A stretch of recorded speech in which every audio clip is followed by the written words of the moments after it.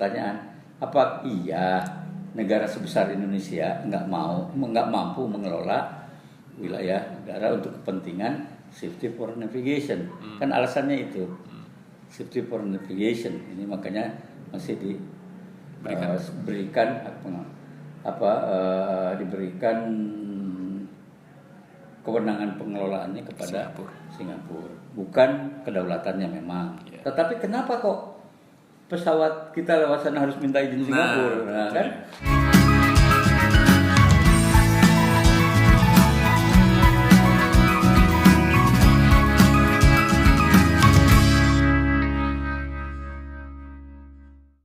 Ada satu hal atau isu yang menarik gitu ya dari skala internasional, Prof. Kalau tadi kita sudah bahas secara regional, gitu ya, lokal, terkait penguasaan wilayah laut atau perairan yang ada di utara Indonesia. Kita sebut dengan Laut Cina Selatan. Memang ini sejarahnya panjang kalau kita mau kaji secara mendalam, tapi mungkin singkat saja, Prof. Gitu ya. Bagaimana pandangan Prof terkait konflik yang ada di Laut Cina Selatan? Gitu ya, baik itu dari sisi penguasaan teritori atau kewilayahan maupun dari sisi keamanan, karena memang yang sebagaimana kita sudah ketahui gitu ya, konflik di sisi atau di lokasi barat ini sudah terjadi, Rusia Ukraina. Nah, besar kemungkinan memang potensi konflik itu ada di Laut Cina Selatan gitu ya, karena memang gesekan antara hegemoni gitu ya, timur dan barat ini sudah semakin masif. Nah, bagaimana kaitannya tadi posisi Indonesia melihat Laut Cina Selatan, karena tadi baru hari ini gitu ya ada update dari Menlu Bu Retno gitu ya. Tidak ada satu pernyataan dalam agenda tahunannya itu menyinggung tentang Laut Cina Selatan. Nah, ini dilihat di dalam pidato Bu Retno gitu ya. Tidak menyinggung. Nah, ini mungkin bagi sebagian pengamat masalah gitu ya, karena memang Laut Cina Selatan ini penting gitu ya, bahkan vital baik dari sisi ekonomi dan keamanan. Nah, bagaimana sekali lagi dari sudut pandang Prof melihat konflik gitu ya yang terjadi di Laut Cina Selatan? Apakah memang besar kemungkinan akan terjadi perang secara fisik, ataukah memang ini akan di-maintain sedemikian rupa gitu ya untuk kepentingan beberapa negara? Silakan, Prof. Baik, terima kasih. Kalau saya melihat Laut Cina Selatan, kalau tadi ada penguasaan wilayah laut, sebenarnya ada dua kalau menurut kacamata saya. Adalah penguasaan atas laut, tentu saja, dan pulau-pulaunya yang ada sana kan. Dan yang kedua wilayah udara, wilayah laut dan wilayah udara. Oke, yang wilayah laut, persoalan atau memanasnya konflik di Laut Cina Selatan itu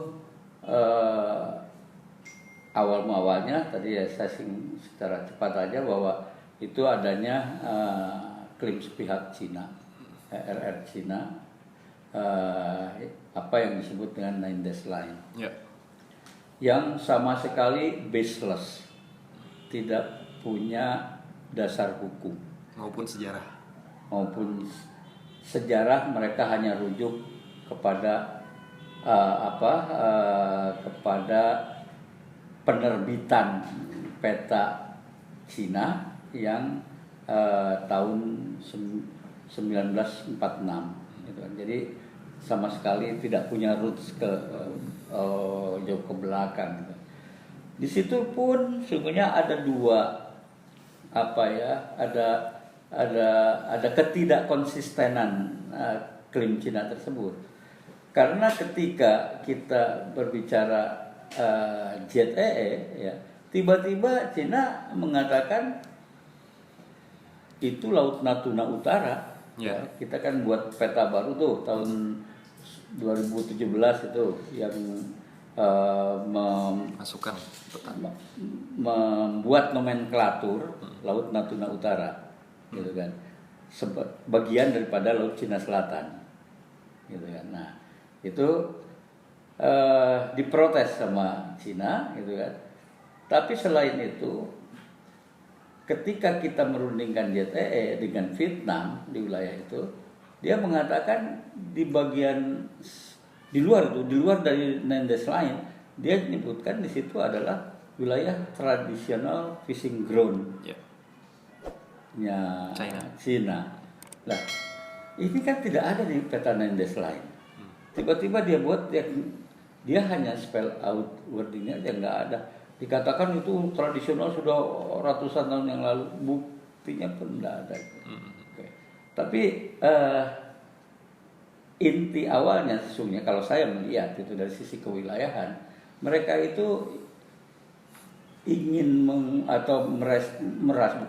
merasa menguasai pulau-pulau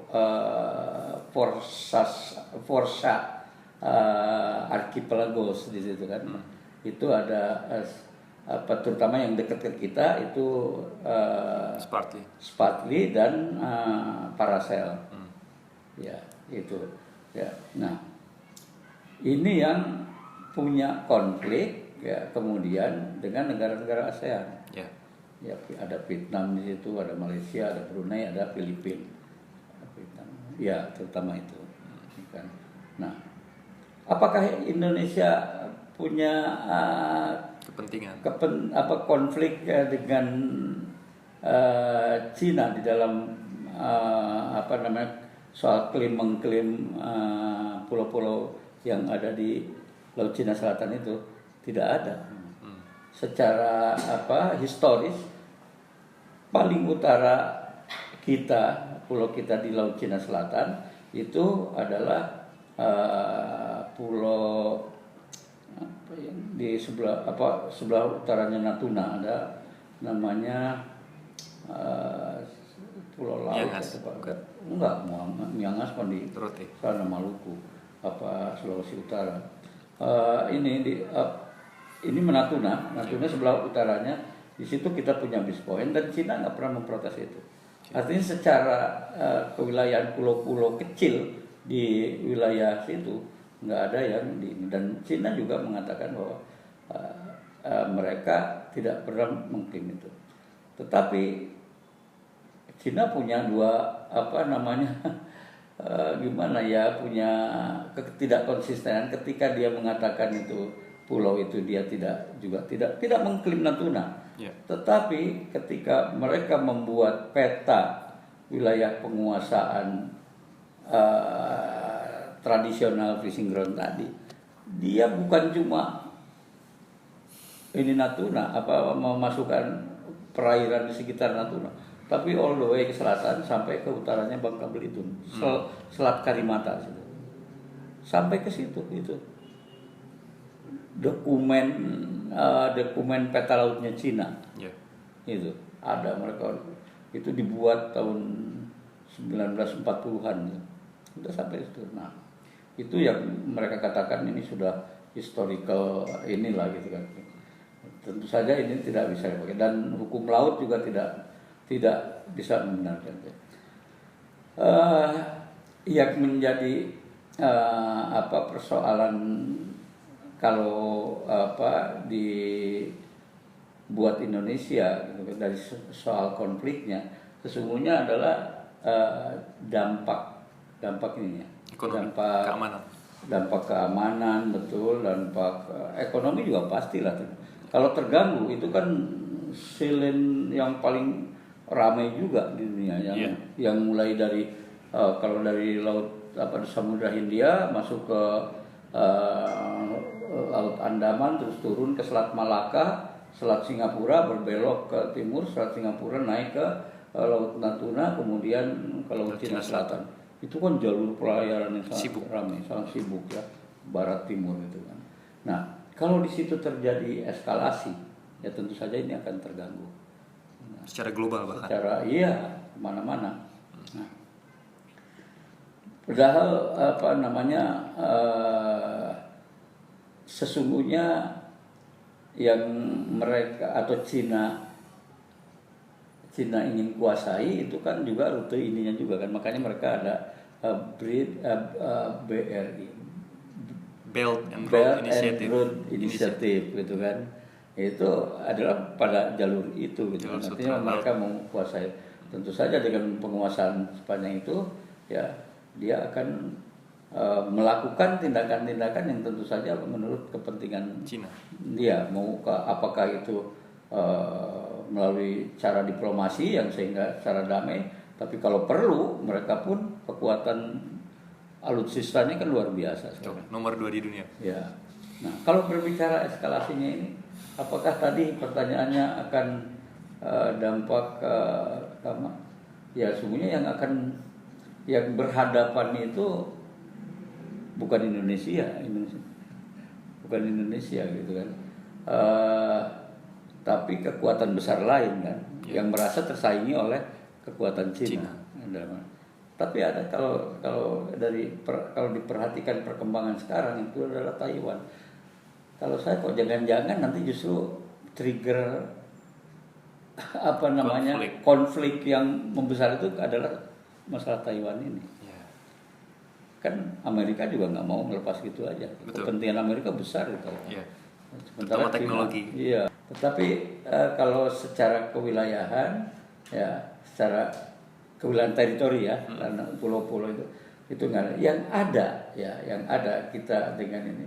Apabila tapi ini pun with condition ya. Jadi dengan kondisi kalau klaim Cina itu memang memenangkan Spratly, tapi sampai hari ini putusannya belum ada, dan memang belum ada yang mengajukan. Semua masih adu argumentasi terus, adu kekuatan juga lah, walaupun terutama Vietnam dan Malaysia yang punya paling besar kepentingan di situ gitu. Proyeksi secara menurut hukum laut itu pun kalau mau strict menggunakan hukum laut berdasarkan keputusan ICJ kalau tidak salah tahun 2016 bulan Juli itu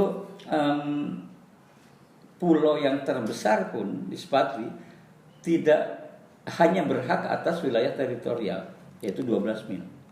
Nah, tapi Indonesia itu bisa maksimal di situ. Paling nanti keterbatasannya adalah harus delimitasi dengan Vietnam dan Malaysia yang membatasi Indonesia. Itu bisa diselesaikan dengan perundingan batas. Dan itu sampai sekarang berjalan dalam in progress ya, dalam perjalanan untuk penyelesaian, dan tidak ada konflik yang berarti lah. Memang ada masalah karena ini saling mengklaim gitu kan. Itu masalah pencurian ikan. Kita menyebutnya pencurian ikan yang dilakukan oleh kapal-kapal Vietnam misalkan. Sementara Vietnam sendiri mengatakan ya itu fishing ground mereka. Itu within our claim gitu kan, karena ini saling mengklaim itu. Nah, itu. Memang kalau yang sampai masuk ke wilayah teritori yang sudah batasnya jelas, Vietnam juga nggak pernah memprotes.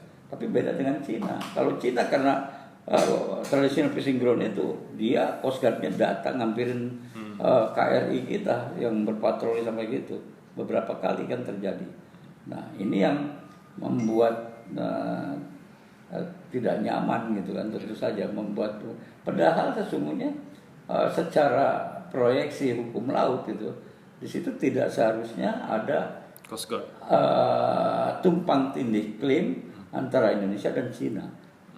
Seandainya pun Spratly itu menjadi milik Cina, tidak akan sampai proyeksinya ke situ, ke overlapping klaim dengan Indonesia.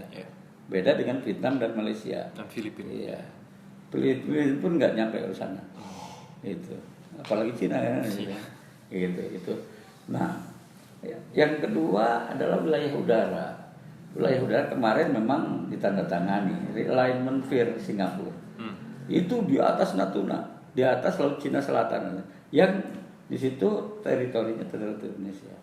Nah, itu bayangkan negara sebesar kita sampai pengelolaan ya, pengelolaan wilayah udara diatur oleh negara lain, canggih ya, yang negara kecil ya, tapi sampai kejadian pesawatnya Panglima itu mau melintas di take down gitu kan, karena tidak ada izin.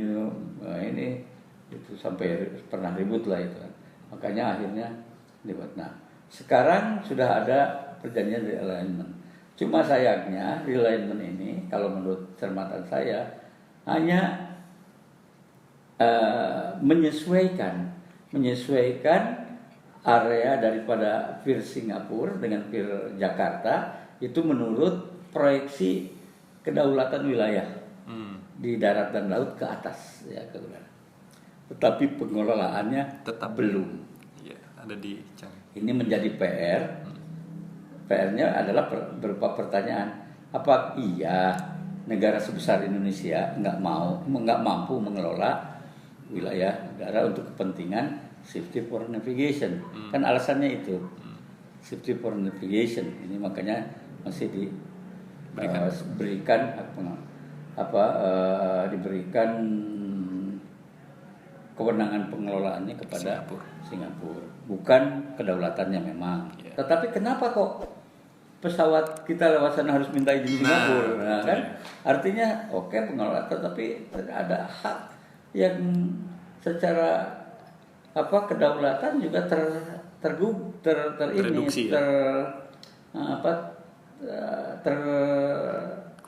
terkurangi ya, gitu. Nah, mestinya kan ya pula dikuasai. Tapi ini mudah-mudahan, kalau harapan saya ini adalah yang dicapai kemarin itu perjanjiannya ditandatangani di Pulau Bintan tanggal 25 Januari 2022 dan diratifikasi diratifikasinya oleh Perpres tanggal 8 September kemarin 2022 ini. Tinggal nunggu nanti bisa efektif diberlakukan, tapi itu baru hanya untuk wilayahnya. Oke.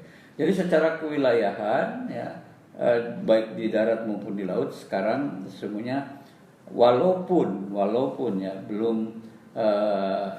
belum tertuang di dalam treaty yang tertuang dalam perjanjian yang dideposit nantinya ke PBB, ke Sekretariat PBB itu ke UN, tapi secara bilateral dan multilateral, karena ini yang udara sama laut ini multilateral juga di situ. Nanti Indonesia ada dengan, selain dengan Vietnam ada dengan Malaysia, kemudian di udara itu ada juga Malaysia di situ. Itu yang hal-hal yang harus diselesaikan gitu kan. Tapi secara modal spirit penyelesaian damainya itu sudah sangat jelas tidak ada. Barangkali hal itu yang tidak sampai Menlu menyampaikan jadi catatan penting barangkali. Ya, betul. Tapi sesungguhnya di situ masalah delimitasi batas maritim ya itu adalah mestinya masih harus menjadi prioritas penyelesaian. Nah, penyelesaian di Kementerian Luar Negeri ya. Oke, baik. Ada informasi lagi ya, insight-insight yang disampaikan oleh Prof. Mungkin ada sedikit fun fact gitu ya. Ini datang dari lembaga think tank di Amerika, Prof, gitu ya. Center Strategic for and International Studies, gitu ya, mensimulasikan ya, jika terjadi ada sebuah konflik secara militer di Laut Cina Selatan, maka pemenangnya adalah Amerika. Yang menarik adalah menang tipis. Oke. Kita menang tipis gitu. Kita nantikan ya pertandingannya. Itu belum ada jadwalnya, Prof. Iya. Tapi sudah diprediksi gitu ya. CSIS di Amerika ya. Ya. Ini lagi cyber juga ternyata gitu ya. Ya jelas kalau itu memang pasti cyber lah ya. Mana ada gitu kan. Orang yang udah jelas kalah aja di Vietnam, mereka bikin film Rainbow yang situ jagoannya selalu Amerika yang mengalahkan gerilyawan Vietnam. Tapi begitulah mereka untuk menjaga, Prof ya, di situ. Iya, menjaga spirit ya, pasukan kedaulatannya. Tapi mungkin banyak yang berharap juga daripada Cina yang menang, Amerika yang menang barangkali ya. Karena sekutunya lebih banyak. Nah, Cina kan dalam proses untuk cari sekutu sekarang. Betul. Termasuk mendekati Indonesia kan terjadi sekutu. Nah, ini harus hati-hati sebenarnya Indonesia di sini. Oke, baik, ada final dunia, Pak. Prof. Iya. Argentina atau Prancis gitu ya, sekarang Amerika atau China. Oke, baik, kita akan gitu ya, berikan kesempatan kepada Prof untuk menyimpulkan gitu ya poin yang tadi disampaikan, karena memang FSBN ini channelnya inspiratif Prof, jadi tidak hanya membahas permasalahan tapi kita akan berikan solusi. Mungkin sedikit gitu ya ke closing statementnya Prof. Ya, baik, terima kasih. Jadi yang pertama kali mungkin untuk mengembalikan hak-hak pribumi ya atas tanah dan wilayahnya, itu sebaiknya memang bukan sebaiknya lagi. Saya akan bergembira kalau kembalikan dulu ke Undang-Undang Dasar 45 yang asli. Sehingga dari situ tadi political will untuk mengatur kembali hak-hak rakyat atas tanahnya itu bisa di-arrange lagi dengan sesuai dengan semangat UUPA. Karena dari UUPA Undang-Undang Pokok Agraria nomor itu. Yang kemudian bagaimana implementasi sehingga jangan dijadikan tanah-tanah ulayat ini, tanah-tanah rakyat ini ya sebagai komoditi perdagangan. Ya, mereka diberikan hak izin pengelolaan tapi kemudian dikapling-kapling kemudian dijual. Dan mereka katakan ini sudah dibeli, dibayar ganti rugi atau apapun. Mestinya di sini menjadi penyertaan modal. Jadi penyertaan aset dari pemilik tanah. Jadi jangan dicerabut sehingga si masyarakat tadi akan merasakan kesejahteraan dari tanahnya itu. Nah kalau dengan itu kan udah tercerabut hilang. Pemiliknya pun bisa orang Cina juga ya paling kuat beli di situ. Ramai gitu kan. Padahal dulu Cina nggak boleh masuk beli tanah hak milik di kampung gitu, di desa-desa. Seperti di Jogja hari ini. Ya, Jogja itu saya acungin jempol karena konsisten mempertahankan. Tidak bisa orang Cina memiliki akte hak milik atas tanah itu. Dan itu memang harus dipertahankan seumur-umur itu. Oke, itu kemudian itu kalau sisi dalam yang menyangkut ke hubungan Indonesia dengan internasional, saya kira permainan Indonesia untuk melanjutkan sebagai penengah di dalam konflik Laut Cina Selatan itu hal yang bagus. Tetapi di sisi lain penataan atas ruang laut dan ruang udara itu sebagai sumber, ini juga bagian daripada sumber daya alam nasional yang harus dijaga dan dipertahankan. Selain juga wilayah-wilayah darat tadi ya yang ini kan. Jadi soal tadi lelang pulau atau apa ya, bukan lelang pulau, sebaiknya itu jangan sampai keluar dari aturan konstitusi gitu kan. Kalau di situ penguasaan oleh negara, penguasaan seperti apa? Kalau itu mau dilelang, yang dilelang apanya? Nah, ini harus diberikan pencerahan kepada masyarakat, kepada publik ya, sehingga tidak jadi tebak-tebakan terus akhirnya jadi riuh di bawah masyarakat ya? Di masyarakat. Ya, masyarakat umum ya, bukan ya di bawah menengah gitu kan, yang kemudian mempunyai interpretasi sendiri-sendiri. Lelang itu sama dengan jual atau apapun istilahnya. Ini yang harus diklarifikasi oleh pemerintah. Dan sebaiknya memang hak-hak ini yang sangat penting adalah untuk bisa mengelola wilayah negara ini, libatkan para stakeholder berupa pemilik awal tanah awal itu di dalam lembaga politik. Ya, dengan saran mana? Jangan suruh mereka ikut. Mungkin di parpol mereka tidak punya tempat atau juga direkrut juga mungkin belum mau gitu kan. Tetapi mereka punya kekuatan sendiri, punya hubungan batin dengan wilayahnya, dengan tanahnya. Ini yang harus. Nah, kalau menurut Undang-Undang Dasar yang asli itu kan jelas hak mereka, utusan daerah dan golongan-golongan kan. Nah, ini yang hilang sekarang di dalam konstitusi hasil amandemen itu. Itu saja barangkali. Baik, kembalikan itu. Kembalikan kepada pribumi. Gitu.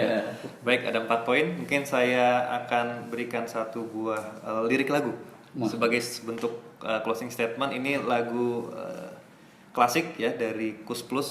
Nah, judulnya Kolam Susu. Kolam Susu. Orang bilang tanah kita tanah surga. Tongkat kayu dan batu jadi tanaman. Semoga apa yang hari ini kita lakukan gitu ya bisa mengembalikan bahwa tanah di bumi Nusantara atau Indonesia ini menjadi tanah surga bagi segenap masyarakat yang ada di dunia. Amin. Baik, itu saja gitu ya. Jangan lupa ya like, subscribe gitu ya dan komen ya channel FSBN untuk senantiasa menerima update informasi lainnya. Baik, mari selesai sudah ya. Saya ucapkan Assalamualaikum warahmatullahi wabarakatuh. Waalaikumsalam warahmatullahi wabarakatuh. Terima kasih. Terima kasih.